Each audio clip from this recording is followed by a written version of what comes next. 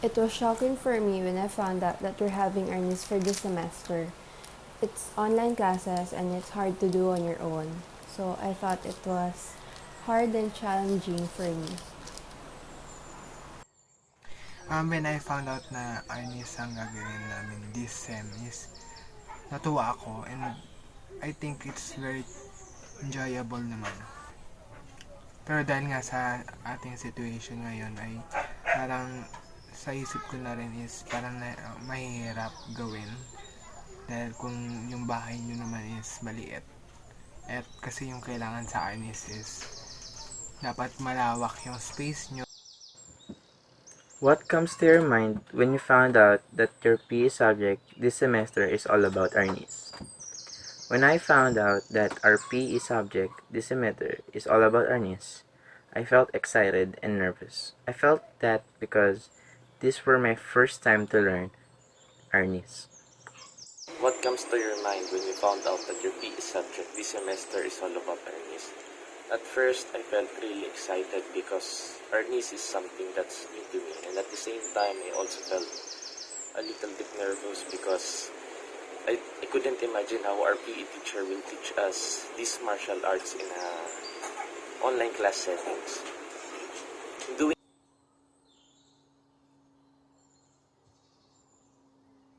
Most of the problems I encounter during my activities following the hand and footwork, sometimes I get confused.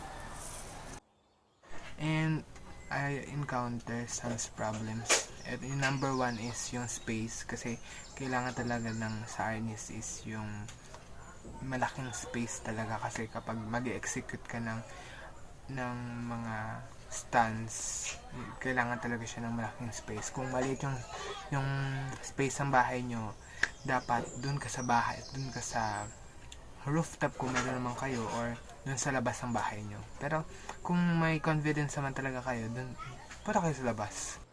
In doing your activities or output, what problems do you mostly encounter?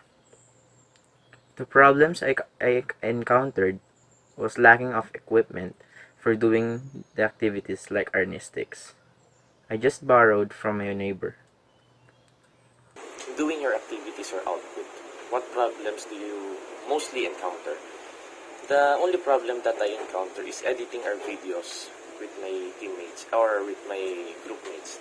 We have to be synchronous. We have to follow each step that our teacher is teaching us in order to go with the audio that's provided to us.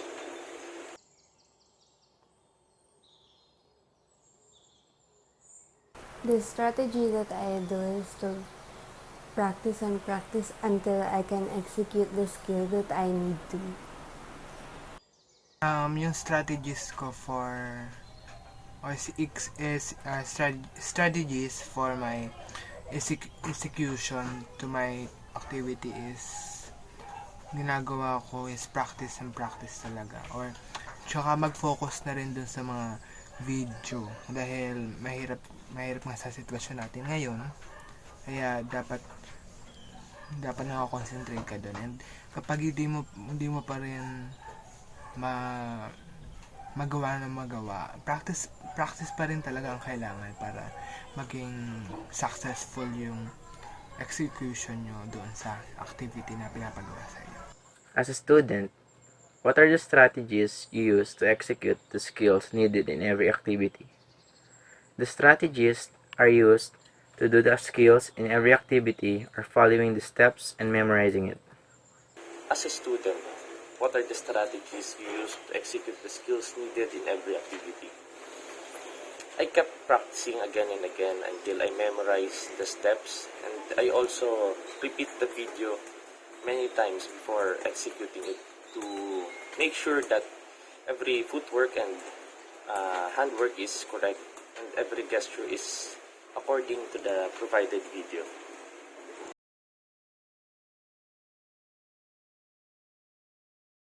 The lessons I have learned in this subject is to be more attentive and be more focused whenever I watch the activities that I must do. And I think I can use that in the future. Ayun, Ang naging lessons ko this sem at and for this subject na Arnis is kailangan ng concentration, focus, and practice talagang kailangan. At in the future, pwede ko siyang magamit. Pwede ko siyang pang self-defense if ever na merong nangyari ganon, yun yung nasa isip ko. At yung self-defense na yun is dapat maging, alam mo yun, parang hindi mapupunta sa maling pamamaraan.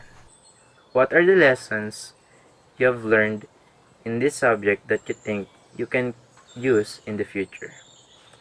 The lessons I learned in this subject that I can use in the future are the stances, strikes, and others. I can use those for my self-defense, and when somebody asks me about our niece, I can share it to them. What are the lessons that you've learned in my subject that you think you can use in the future? The lesson that I learned is, I guess, that we can learn anything as long as we dedicate ourselves to doing that thing. Even learning martial arts in a virtual setting or in a face-to-face settings. Like what I said earlier, I couldn't imagine our teacher, how our teacher is going to teach us this martial arts in this type of setting, knowing that our niece is something that's taught in a face-to-face settings. Yeah, that's it.